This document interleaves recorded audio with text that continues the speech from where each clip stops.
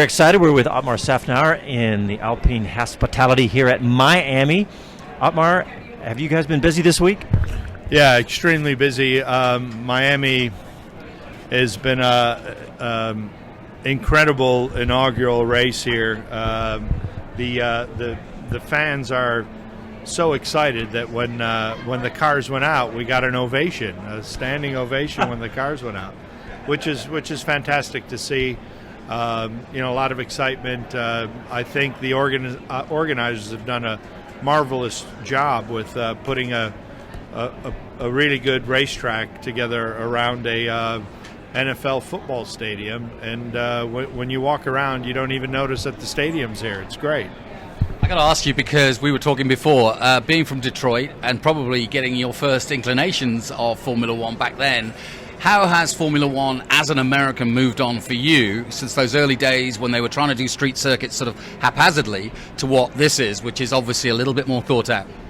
Yeah, absolutely right. I went to the races, to the Grand Prix in Detroit, and nowhere near this level. So the sport has moved on tremendously, and I think because of it, there's a bigger following, or maybe because there's a bigger following, this has happened. I don't know which came first, the chicken or the egg, but for sure the popularity of our sport has grown in the United States, which I think is what's allowed this to happen, or enabled this to happen. Well, being from Detroit, the Motor City, and we're from Austin, this is amazing to have another race in the United States, and it looks like that everybody's here. There's a huge number of celebrities. It looks like it's just a massive success so far. So far, so good. I mean, it's up to us now to put on a good show. I think we will do that. The racing's been great this year. I don't anticipate to be any different here. And if everybody has an enjoyable time and they see value in having come to the Formula One race, they'll be back. And I always say there's no bigger flattery than having repeat customers. So hopefully we'll have repeat customers. Otmar, give us an insight for our audience about how you, Pat Fryer, the rest of the team work on a track that no one's ever been to. Obviously Pirelli will have some data, the simulations, but give us an idea on, now we're into the third day or second day of being on track. What kind of things are you dealing with? What are you surprised by? And how do you prepare for a race that you've never been to? So, yeah, you're absolutely right. First, it starts with race simulations. Then it goes on to a driver-in-loop simulator. And so we did setup work on the car through our driver-in-loop simulator. And the first question we ask is, how close is the circuit to the work we've done back at base? And fortunately for us, the both drivers said that it compared very well. So that means the work, the preparation work that was done back in Enstone is applicable and it's relevant. So we started there, and then from there we did a lot of experiments here, including understanding the surface of the track, how the tires are going to react to the surface of the track, the longevity of the tires. Are you front limited, rear limited? If it is front limited, which tire? How much bouncing is there, porpoising? How soft can we run the rear?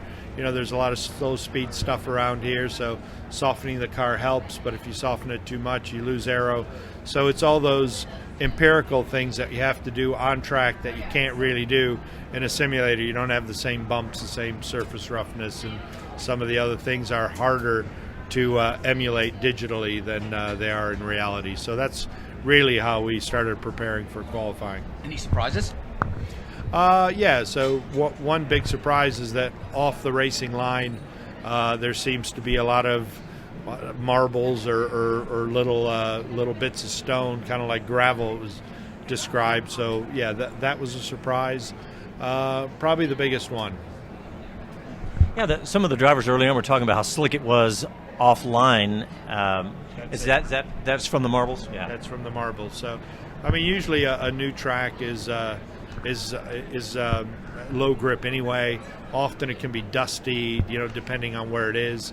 So all those things aren't a surprise. But yeah, the marbles or gravel, as it was described offline, that is a surprise.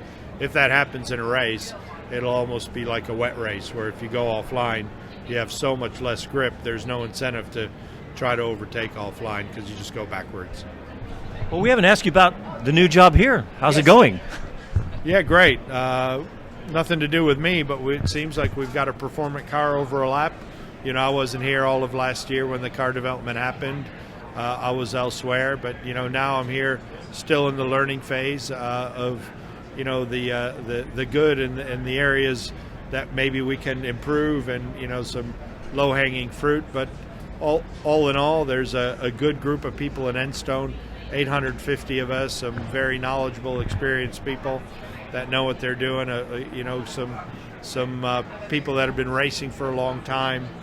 And that's really what you need to put a good package together. And we've got 2 great drivers and a fabulous engine coming out of Viry. There's 350 people in Viry. The engine's brand new this year. Have done a great job improving the performance of it, and now it's frozen till 2026. So that's all bodes well for good on-track performance.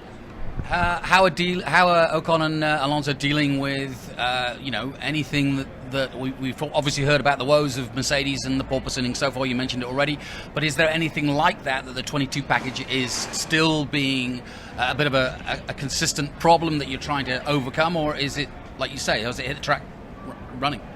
Well, we too suffered a little bit from that. You just have to dial it out through setup and make some compromises. So it would be really nice if you didn't have to make those compromises for the bouncing and the porpoising. But like anything, we try to optimize. So not too much of the compromise, but you have to get rid of the bouncing, otherwise you can't drive the thing. So yeah, we're somewhere in the middle. We're still working on it, and there's definitely more performance to come from learning the car, but B, more importantly, from bringing updates to the car. Have either drivers complained about anything like the medical? Because we've heard some of the drivers say that bouncing is so severe they actually have like neck pain. Yeah, so for us, they haven't gotten to that point yet, but maybe when they hear this broadcast, that'll put something in their psyche to start complaining about that too. But so far, so good. By the way, how is it working with a legend like Alonso? He's absolutely brilliant. Yeah, he's absolutely brilliant. He's all in all out racer. He leaves no stone unturned when it comes to performance. He can smell changes that'll make the car more performant, and he does his best. He gets the lap time out of the car very quickly. He learns a new track very, very quickly. He's great. Great for the whole team, it sounds like. Great for the whole team. Great for the sport to have him still participating. And, he's one of the more senior members now, but he's still at his peak. We just had 6 of the team managers like yourself at the press conference, and a lot of the questions were about that 11th franchise, that effectively Andretti coming here, Mario's here. What's your take on it as an American of potentially another team? Well, I think it's great to have big names in Formula One. I think recently Porsche and Audi have announced that they're coming in. Those are huge names, and it's good for our sport. We have big names here already, and Ferrari, Mercedes, Alpine, Williams, McLaren. They've been around for a long time. So a name like Andretti coming in is, I think, apropos for Formula One. We're spending more time in America now. Our fan base is growing here.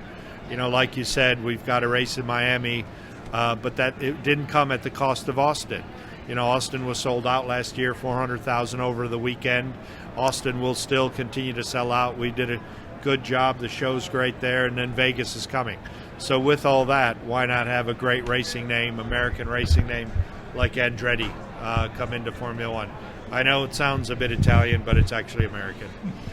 Speaking of Vegas, you excited for that? I can't wait. And because there's a number of ways to win in Vegas. You win the Formula One race, or you can win at the crap table, or you can win at blackjack. So once the opportunity of winning expands, and it's better. So he's a gambling man. We're here. Sounds like it. Otmar Szafnauer, thank you so much. We appreciate your time, and good luck this weekend. Thank you, and nice talking to you, fellas. Thank you. Thanks, Otmar.